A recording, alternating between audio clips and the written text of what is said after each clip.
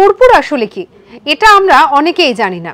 এবার আমরা এটা জানি যে কর্পূর যদি রেখে দেওয়া হয় খোলা বাতাসে তা কিন্তু কিছুক্ষণ পরে উবে যায়, যার জন্য বলা হয় কর্পূরকে কখনো খোলাভাবে না রেখে সবসময় প্লাস্টিকের মধ্যে করে রাখতে।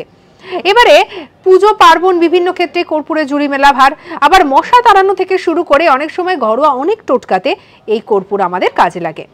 এবারে এই যে কর্পূর, এই কর্পূর সম্পর্কে আপনাদেরকে বলবো কর্পূর কিভাবে তৈরি করা হয়। অনেকে হয়তো আমরা ভেবে থাকি কর্পূরকে হয়তো কোনো ল্যাবে তৈরি করা হয়, বিষয়টা কিন্তু আসলে তা নয়। কর্পূর হচ্ছে একেবারে উদ্ভিদজাত একটি জিনিস। এই কর্পূরকে কর্পূর গাছ থেকে তৈরি করা হয়, মানে কর্পূর তৈরিরও একটা গাছ রয়েছে। শতাব্দী প্রাচীন পদ্ধতিতে তৈরি করা হয় কর্পূরের, এবং যেটা জানা যায় কর্পূর গাছের কাঠের ছোট ছোট টুকরোকে সেগুলোকে তাপজারিত করে উদ্দায়ী বাষ্প পাওয়া যায়, তাকে ঘনীভূত করে ঠান্ডা করে তৈরি করা হয় কর্পূরকে। তারপরে সেই কর্পূর পুজো পার্বণ থেকে বিভিন্ন অনুষ্ঠানে পরবে ঘরের বিভিন্ন কাজে ব্যবহার করা হয়। এই কর্পূরের কিন্তু বেশ কিছু গুণাগুণ রয়েছে, যেমন বিভিন্ন ক্ষেত্রে দেখা যায় এই কর্পূর কিন্তু অনেক বিউটি প্রোডাক্টসের ক্ষেত্রেও কাজে লাগে তৈরিতে।